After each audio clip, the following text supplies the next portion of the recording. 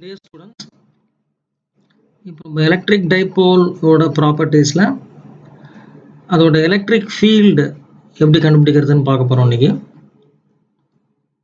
அதுக்கு முன்னாடி what is electric field, இந்த கான்செப்ட் ஏன் இங்கே நமக்கு தேவை அப்படின்றத இன்றைக்கி நம்ம கொஞ்சம் தியரிட்டிக்கலாக டிஸ்கஸ் பண்ணிவிட்டு அதுக்கப்புறமா எலக்ட்ரிக் டைபோலோட எலக்ட்ரிக் ஃபீல்டை டெரிவேஷன் மூலமாக நம்ம கண்டுபிடிக்கலாம்.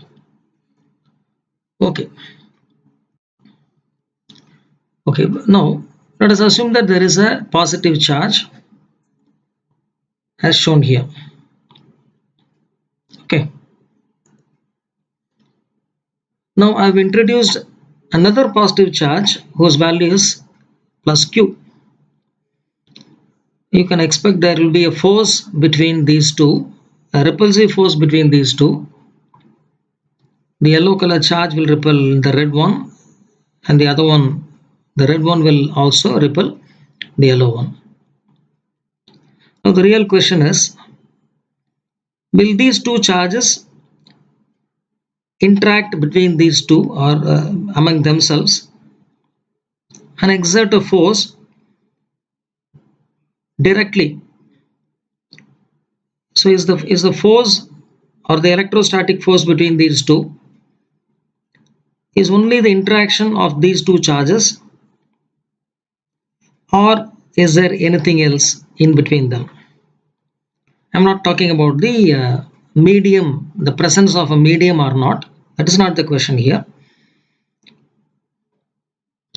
Now let me put the question in a slightly more concrete manner. And of course, this concept of a charge interacting with another charge at some distance exerting a force, this is the concept of action at a distance. Now my question is, what if I remove one of these charges? Suppose I remove the red color charge. What will happen to the force that it was exerting on the yellow color charge all this while? So the moment I remove this, exactly at the same moment, instantaneously will the force acting on the yellow color charge, will it be removed? Will it become zero, or will it take some time? So the real question is, if the force between these two charges takes place at a distance directly, it's only the interaction between these two charges, then the moment I remove any one of the charges, the force should also disappear instantaneously. And also, if I move any one of these charges, the ரெண்டு சார்ஜில் ஏதாவது ஒரு charge கொஞ்சம் move பண்ணாலும், supposing இந்த yellow color charge கொஞ்சம் move பண்ணுறேன்னு வைங்க towards the plus the red color charge, definitely because the distance now reduces, the force will be increased. ஆனால் இந்த increase in force வந்து இன்ஸ்டன்டேனியஸாக உடனே அந்த ரெட் கலர் சார்ஜ் ஃபீல் பண்ணுமா, இல்லை அந்த ஃபோர்ஸ் வந்து இங்கே ரீச் ஆகிறதுக்கு கொஞ்சம் நேரம் ஆகுமா? ஸோ இந்த எசன்ஸை தான் வந்து ஆக்ஷன் அட் டிஸ்டன்ஸ் அந்த கான்செப்டில் சரியாக சொல்ல முடியல. இன்ஸ்டன்டேனியஸ் அப்படின்னு சொல்லிட்டு அந்த ஆக்ஷன் அட் டிஸ்டன்ஸ் ஐடியா சொல்லுது. ஆனால் scientists have understood, and more so after the understanding of the theory of relativity, அதுக்கப்புறம் வந்து கண்டிப்பாக வந்து இந்த ஃபோர்ஸ் வந்து உடனே, அதாவது இன்ஸ்டன்டேனியஸாக வந்து அந்த இன்டராக்ஷன் வந்து ரீச் ஆகாது. So there must be some finite time interval, however tiny the time interval may be. எவ்வளோ சின்ன டைமாக இருந்தாலும் அந்த மூமெண்ட்டையோ அல்லது அந்த சார்ஜை நம்ம எடுக்கிறதையோ இன்னொரு சார்ஜ் ஃபீல் பண்ணுறதுக்கு கொஞ்சம் டைம் எடுக்கும். ஸோ இந்த ப்ராசஸ் எக்ஸ்பிளைன் பண்ணுறதுக்கு ரொம்ப கொஞ்சம் கிளியர் ஆக்கிறதுக்கு தான் இன்னொரு ஐடியாவை இன்ட்ரடியூஸ் பண்ணுறாங்க, which is called the electric field concept. இந்த ஃபீல்டு கான்செப்ட் படி என்ன அப்படின்னு கேட்டிங்கன்னா, ஒரு சார்ஜுக்கு சுற்றியும் இப்போ எல்லோ கலரோ அல்லது ரெட் கலரோ அந்த சார்ஜை சுற்றி வந்து ஒரு எலக்ட்ரிக் ஃபீல்டு ஒன்று இருக்கும். அந்த ஃபீல்டை வந்து நம்ம வந்து மாதிரி வேவ் மாதிரி நம்ம இமேஜின் பண்ணிக்கலாம். ஸோ கண்டிப்பாக அந்த சார்ஜ்லேருந்து அந்த வேவ்ஸ், அந்த சார்ஜை நீங்கள் வச்ச உடனே அந்த இன்ட்ராக்ஷன் இங்கே வந்துடாது. It's not an interaction between one charge and the other charge as it was supposed in the accelerated distance concept. So some finite time takes between the placing of the yellow color charge and the reaching of the field and sensed by the red color charge. So கொஞ்சம் time எடுக்கும். So இந்த field இந்த yellow colour சார்ஜை சுற்றி இருக்குது, அதே மாதிரி red கலருக்கும் அதை சுற்றி ஒரு ஃபீல்டு இருக்கும். Depending on the amount of charge the field's strength will also be greater or lesser. இப்போ இந்த எலக்ட்ரிக் ஃபீல்டு தான் என்ன பண்ணுது அப்படின்னு கேட்டிங்கன்னா, அந்த இன்னொரு சார்ஜ் மேலே ஒரு ஃபோர்ஸை கொடுக்குது. That is it's electric field which is interacting with the other charge and not the charge it self. ஒரு சார்ஜுக்கு இன்னொரு சார்ஜுக்கு இன்ட்ராக்ஷன் கிடையாது. ஒரு சார்ஜோட எலக்ட்ரிக் ஃபீல்டு வந்து இன்னொரு சார்ஜ் மேலே இன்ட்ராக்ஷன் பண்ணுது. Vice versa for the other charge also. இதுதான் அந்த ஃபீல்டு கான்செப்ட். அதாவது a charge has an electric field around it. Another charge which is placed in this electric field experiences a force. So இதுதான் வந்து இந்த field கான்செப்டில் நம்ம புரிஞ்சிக்க வேண்டியது. இந்த ஃபீல்டுங்கிறது வந்து வெறும் ஒரு அப்ட்ராக்ட் வேக் கான்செப்டாக கண்ணுக்கு தெரியாமல் இருக்கிறதுனால இதுக்கு எதுவும் ரியாலிட்டி கிடையாது அப்படின்னா கண்டிப்பாக அப்படிலாம் கிடையாது. It is real. ஃபீல்டுங்கிறது ஒரு ரியல் கான்செப்ட் தான். Though it is invisible, it is unlike a material object. ஒரு மெட்டீரியல் ஆப்ஜெக்ட் வந்து நம்ம ஃபீல் பண்ணலாம், டச் பண்ணலாம், கண்ணால் பார்க்கலாம். அந்த மாதிரி இந்த ஃபீல்டை வந்து நம்ம கண்ணால் பார்க்க முடியாது, டச் பண்ண முடியாது. But by the presence of another charge we can feel it. அதாவது அதனால் அந்த இருக்கிறத நம்ம கண்டிப்பாக எக்ஸ்பீரியன்ஸ் பண்ண முடியும். அதனால் ஃபீல்டுங்கிறது வந்து எப்படி ஒரு ஆப்ஜெக்ட், ஒரு மேட்டர் எவ்வளோ ரியலோ அந்த மாதிரி ஃபீல்டும் ரியல் தான். ஒரு ஆப்ஜெக்ட், ஒரு மேட்டருக்கு எப்படி மாஸ்ன்ற மாதிரி குவான்டிட்டிஸ், மெஷரபிள் குவான்டிட்டிஸ் உண்டோ அந்த மாதிரி ஃபீல்டையும் நம்ம மெஷர் பண்ணலாம். நம்ம போனதில் டைப்போலை பற்றி சொல்லும்போது டைப்போல் மொமெண்ட் எல்லாம் சொன்னோம் இல்லையா, மெஷர் பண்ணுறதுக்கு ஒரு குவான்டிட்டியை நம்ம டிஃபைன் பண்ணுறோன்னு. அந்த மாதிரி எலக்ட்ரிக் ஃபீல்டையும் மெஷர் பண்ணுறதுக்கு எலக்ட்ரிக் ஃபீல்டு இன்டென்சிட்டி அப்படின்னு ஒரு மெஷரபிள் குவான்டிட்டியை டிஃபைன் பண்ணுறாங்க.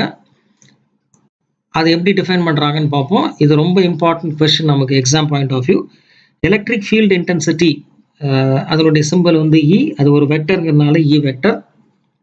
It is a force experienced by a unit positive charge which is placed at the given point in the electric field. இந்த பிராக்கெட்ல கொடுத்தது நீங்க வந்து கண்டிப்பா எழுதணும்னு கிடையாது. The crux of the definition is force experienced by a unit positive charge is defined as the electric field intensity. Electric field intensity can be simply called electric field. Electric fieldனாலே electric field intensity தான் நம்ம refer பண்றோம். இப்போ by definition ஒரு unit positive charge வந்து எவ்வளோ ஃபோர்ஸை experience பண்ணுமோ அதை தான் நம்ம எலக்ட்ரிக் ஃபீல்டு இன்டென்சிட்டிங்கிறோம். பட் நம்ம வந்து யூனிட் பாசிட்டிவ் சார்ஜுங்கிறது 1 கூலும் நமக்கு தெரியும், ரொம்ப பெரிய சார்ஜ் அது. ஸோ ஃபிசிக்கலி இன் ரியாலிட்டி நம்ம ப்ரொடியூஸ் பண்ணவே முடியாது. ஸோ அதனால் ஒரு மேனேஜபிள் ஒரு ஒரு ஒரு அமௌண்ட் ஆஃப் சார்ஜை, அதாவது டெஸ்ட் சார்ஜ்னு சொல்கிறது ப்ளஸ் Q நாட்னு இங்கே போட்டிருக்கோம் பார்த்தீங்களா. ஸோ அந்த மாதிரி ஒரு சார்ஜை நம்ம வந்து இமேஜின் பண்ணிக்கலாம். ஸோ இந்த Q நாட்டுங்கிற மாதிரி சார்ஜை ஒரு இடத்துல வச்சுட்டு அந்த ஃபீல்டில் அந்த Q நாட் எவ்வளோ ஃபோர்ஸ் எக்ஸ்பீரியன்ஸ் பண்ணுமோ அந்த ஃபோர்ஸை முதல்ல எஃப்னு வச்சுக்கிறது. So if F is the force experience by Q naught, then what will be the force experience by 1 coulomb charge. So அந்த எஃப்ஐ Q நாட்டால் டிவைட் பண்ணிட்டாங்கன்னா நமக்கு அந்த ஆன்சர் கிடச்சிரும். ஸோ இதுதான் வந்து நம்ம இதுபடி டெஃபினேஷனில் நம்ம சொல்ல போகிறோம்.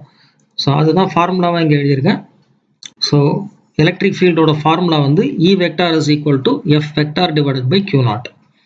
ஸோ இந்த பேசிஸில் நம்ம அந்த ஃபீல்டை மெஷர் பண்ணலாம். அந்த ஃபீல்டோட ஃபார்முலாவை நம்ம எழுதிட்டோம்.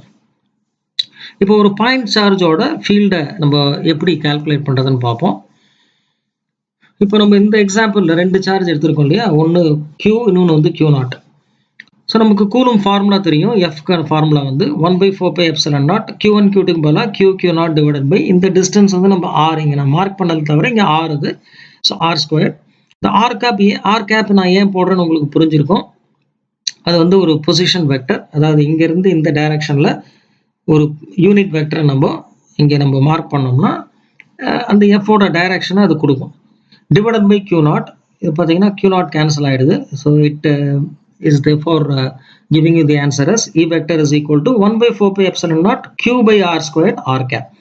So this will be the formula for electric field intensity of a point charge, namely Q. So இந்த எலக்ட்ரிக் ஃபீல்ட் இன்டென்சிட்டி பார்த்தீங்கன்னா இந்த Q நாட், அதாவது இந்த டெஸ்ட் சார்ஜை டிபெண்ட் ஆகலை. Q நாட் இங்கே வரல பாருங்க formula. It only depends on the charge for which the electric field is found. So இது ரொம்ப இம்பார்ட்டன்ட் ஃபார்முலா. இதை பேஸ் பண்ணி தான் நம்ம வந்து டைபோலோட எலக்ட்ரிக் ஃபீல்டு அந்த கால்குலேஷன் போட போகிறோம். சப்போஸ் ஒரு சார்ஜ் இங்கே இருக்கு இல்லையா, அதுக்கு பதிலாக there are a number of charges. Say for example 2-3 charge இருக்குன்னு வச்சுக்கோங்களேன். இங்கே ஒரு சார்ஜ், இங்கே ஒரு சார்ஜ், அதுக்கப்புறமா இன்னொரு charge. Now let us say I want to find out the electric field at this point. இந்த இடத்துல நம்ம எலக்ட்ரிக் ஃபீல்டை கண்டுபிடிக்கணும்னு வைங்க. இப்போ இது வந்து Q1 சார்ஜ், இது Q2, இது Q3.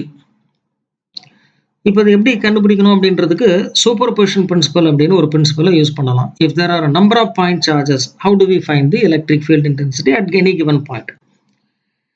ஸோ இப்போ இந்த மாதிரி வந்து 3 சார்ஜோ 4, 5 எவ்வளோ வேணா சார்ஜ் இருந்தாலும் பரவாயில்ல. இதில் என்ன முக்கியமான பாயிண்ட் அப்படின்னு கேட்டிங்கன்னா, the interaction between the force between one charge and another one, okay, அல்லது இந்த சார்ஜ் Q1 ஓட எலக்ட்ரிக் ஃபீல்டு இந்த பாயிண்ட்ல எவ்வளவோ அந்த எலக்ட்ரிக் ஃபீல்டோட வேல்யூ வந்து வேற, அதாவது இன்னொரு சார்ஜ் இங்கே Q2ஓ Q3ஓ அந்த மாதிரி the presence of other charges will not affect or will not change the electric field produced by the original charge. இந்த Q1 ஓட எலக்ட்ரிக் ஃபீல்டு வந்து வேற சார்ஜஸ் இங்கே வைக்கிறதுனால மாறவே போகிறதில்ல. அப்போது நீங்கள் இதை ஈஸியாக கண்டுபிடிச்சிடலாம். அதே மாதிரி தான் Q2க்கும், அதே மாதிரி தான் Q3க்கும் எட்ஸெட்ரா. ஸோ ஃபஸ்ட்டு நீங்கள் இந்த Q1 ஓட எலக்ட்ரிக் ஃபீல்டை கண்டுபிடிச்சிக்க வேண்டியது, அப்புறமா Q2 ஓடதை கண்டுபிடிச்சிக்கணும், அப்புறம் Q3 எட்ஸெட்ரா தனித்தனியாக கண்டுபிடிச்சிட்டு அது வெக்டர் அப்படின்றதுனால வெக்டர் சம் எல்லாத்தையும் நம்ம ஆட் பண்ணிட்டோம்னா அதுதான் வந்து இந்த டோட்டல் அமௌண்ட் ஆஃப் சார்ஜஸோட எலக்ட்ரிக் ஃபீல்டை கண்டுபிடிக்கிறதுக்கு வழி. அதுதான் இந்த சூப்பர் பொசிஷன் பிரின்சிபலும் சொல்லுது. ஸோ இப்போ அதை வந்து நம்ம இங்கே ஃபார்முலா, இந்த டெஃபினேஷனாகவும் ஃபார்முலாவும் இங்கே காட்டிடலாம். So if there are number of point charges, the net electric field intensity at a point is the vector sum of electric field பல E vector னு எழுதிருக்கேன். electric field due to all the individual charges. So first charge E1 vectorனா second E2 vector, third E3 vector எல்லாத்தையும் add பண்ணிட்டீங்கன்னா vector sumல that gives the net electric field or total electric field. So இதுதான் electric field concept. அதை measure பண்ற, அதை calculate பண்ற method. இப்போ நம்ம particular example எடுத்துப்போம். நம்ம we will move on to how to find the electric field due to an electric dipole. The first case is along the axial line. இது exam point of view ரொம்ப ரொம்ப ரொம்ப important 5 mark question. அதை கொஞ்சம் கவனமாக நம்ம பார்ப்போம், ஓகேவா? ஸோ ஃபர்ஸ்ட் வந்து இந்த டயக்ராமேட்டிக்காக ரெப்ரசென்ட் பண்ணிட்டோம். இதுதான் நமக்கு தெரியும் ஒரு எலக்ட்ரிக் டைபோல். கன்வென்ஷனல் டைபோல் வந்து ஒரு ப்ளஸ் Q ஒரு minus Q separated by very small distance. அந்த டிஸ்டன்ஸை 2a நம்ம சொல்கிறோம். ஸோ இந்த டைபோலுக்கு வந்து டைபோல் மொமெண்ட் நமக்கு தெரியும், P வெக்டர், டைரக்ஷன் ஞாபகம் இருக்கு இல்லையா, minus Q to plus Q. Now axial line அப்படின்னு சொல்லியிருக்காங்க. You know what axial line means? Axial line is nothing but a line which is passing through the center or centers of these two charges and parallel to the length. So இதுதான் லெங்க்த்துக்கு பேரலாக centre வழியாக pass ஆகிற line தான் axial line. So இது வந்து right hand side மட்டும் இல்லை, left hand சைடும் எக்ஸ்டெண்ட் பண்ணலாம். ஸோ இப்போ நம்ம அந்த ஆக்சியல் லைனில் ஒரு பாயிண்ட்டை லொக்கேட் பண்ணிக்கலாம் Cன்னு சொல்லிட்டு, which is at a distance R from the center. We need to find out what is the electric field at point C.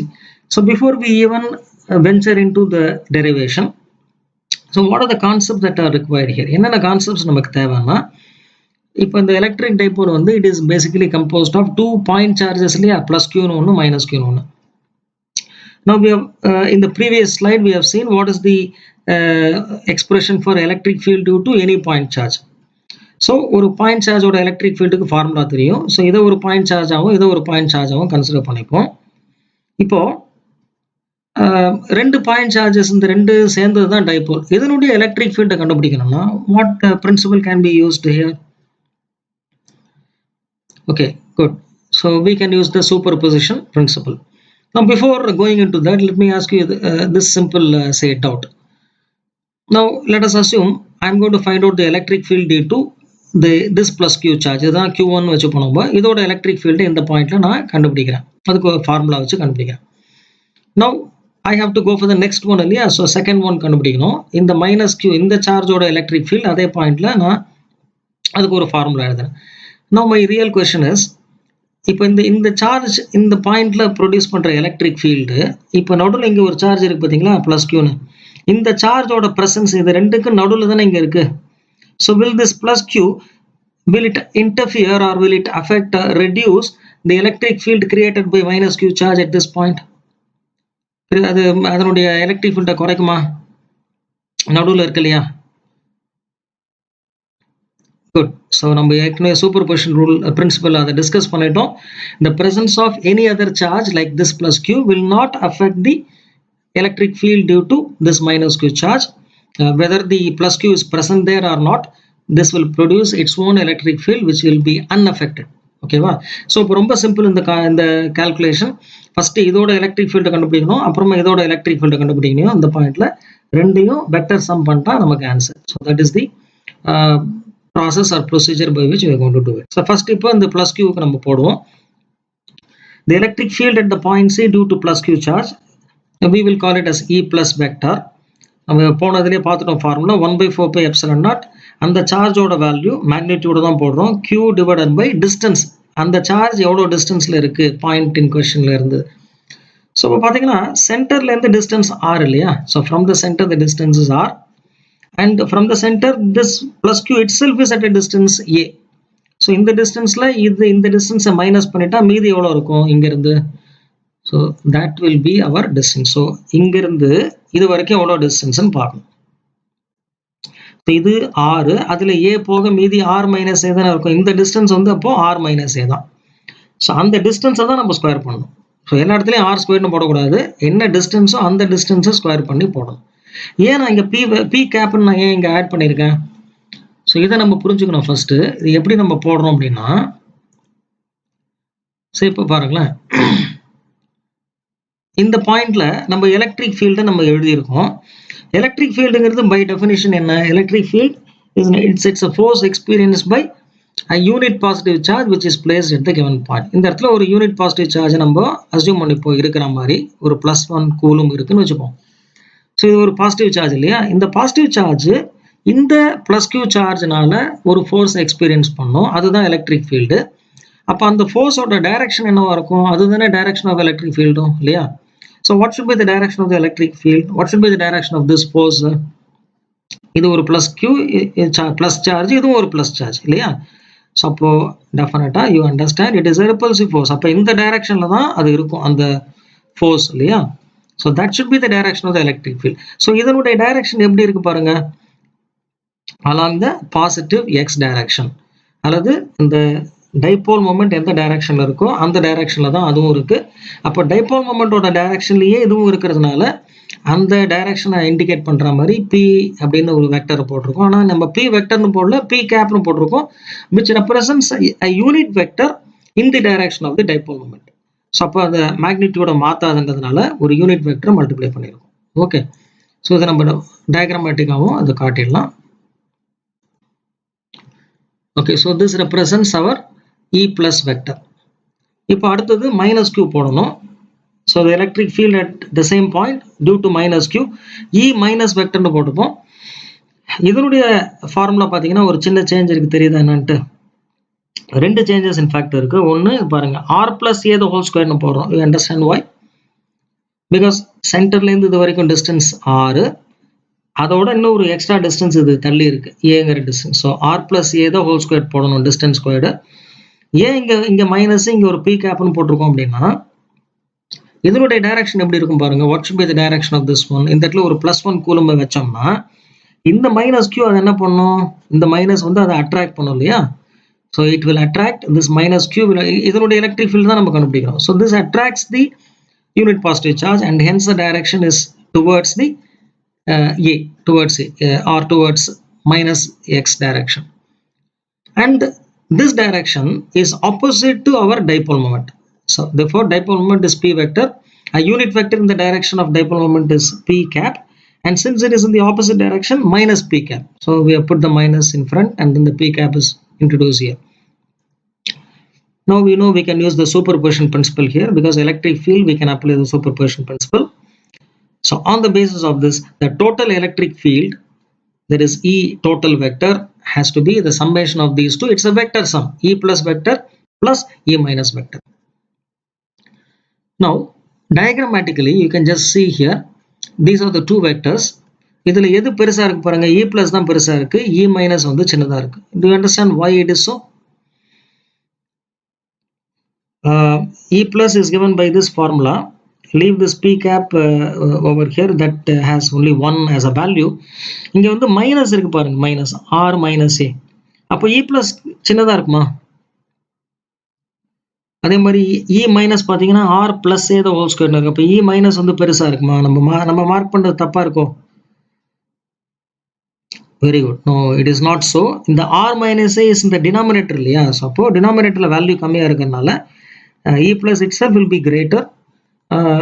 இன்னும் அதர் வே நம்ம புரிஞ்சுக்கலாம். இந்த டிஸ்டன்ஸ் பாருங்க, இந்த பிளஸ் கியூ வந்து பக்கத்தில் இருக்கு இந்த பாயிண்ட் இன் கொஸ்டின் சிக்கு. ஸோ அதனால எலக்ட்ரிக் ஃபீல்ட் கொஞ்சம் பெருசாக இருக்கும். இந்த இ மைனஸ் ப்ரொடியூஸ் பண்ணுற மைனஸ் கியூ சார்ஜ் வந்து டிஸ்டன்ஸ் கொஞ்சம் தள்ளி இருக்கு. ஸோ அதனால அதனுடைய எலக்ட்ரிக் ஃபீல்ட் கொஞ்சம் கம்மியாக தான் இருக்கும். ஸோ இப்போ இந்த ரெண்டுடைய டோட்டல், அதாவது நெட் எலக்ட்ரிக் ஃபீல்ட் நம்ம கண்டுபிடிக்கலாம் அப்படின்னா, இந்த நெட் எலக்ட்ரிக் ஃபீல்டு வந்து இந்த ரெண்டையும் ஆட் பண்ணும்போது இந்த வெக்டரில் இதை மைனஸ் பண்ணிடணும். ஏன்னா இது ரெண்டு ஆப்போசிட் வெக்டர்ஸ் இல்லையா, ஈக்குவலாக இருந்தால் கேன்சல் ஆகிடும். But one is bigger than the other one. So the net will be the subtraction of these two. E plus minus E minus இருக்குல்ல, ரெண்டையும் சப்ட்ராக்ட் பண்ணிட்டு வர்றது ஈக்குவலாக இருக்கும் அந்த மேக்னிடியூடு. பட் டைரக்ஷன் வந்து whichever is the bigger one, அந்த டைரக்ஷனில் இருக்கும். ஸோ இப்போ அதை நம்ம சப்ஸ்டியூட் பண்ணிடுவோம். இ பிளஸுக்கு பதிலாக அதை சப்ஸ்டியூட் பண்ணியாச்சு, இ மைனஸுக்கு பதிலாக சப்ஸ்டியூட் பண்ணியாச்சு. காமனாக இருக்கிறத எடுத்துருவோம் அதில். ஸோ காமனாக என்ன இருக்கு பாருங்க, 1/4 epsilon naught q வெளியே எடுத்தாச்சு, p கேப்பையும் வெளியே எடுத்தாச்சு.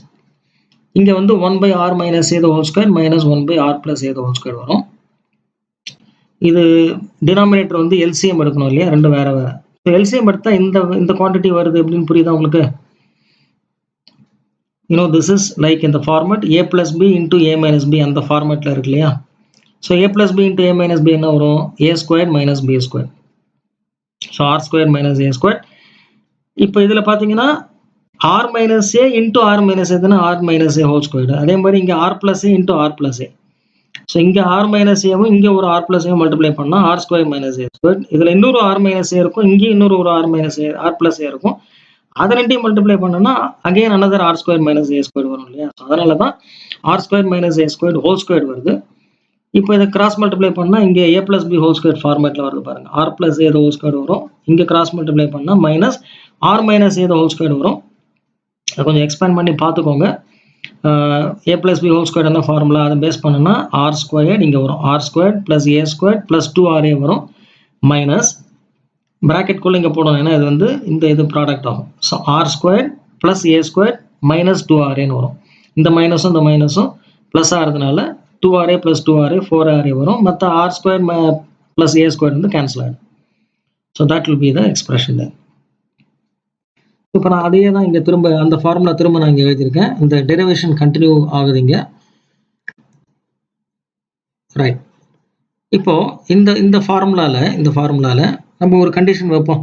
If the point C is very far away from the டைபோல்ல இருந்து அந்த பாயிண்ட் சி வந்து நல்ல டிஸ்டன்ஸில் இருக்குது, which means the distance r is very much greater than a. நம்ம பை டெஃபினிஷன் a வந்து ரொம்ப சின்னது தானே, ஏன்னா வந்து ஏங்கிறது ஒரு டிப்பிக்கல் டைப்போல்னா வாட்டர் மாலிகுல்னு வச்சுப்போம்.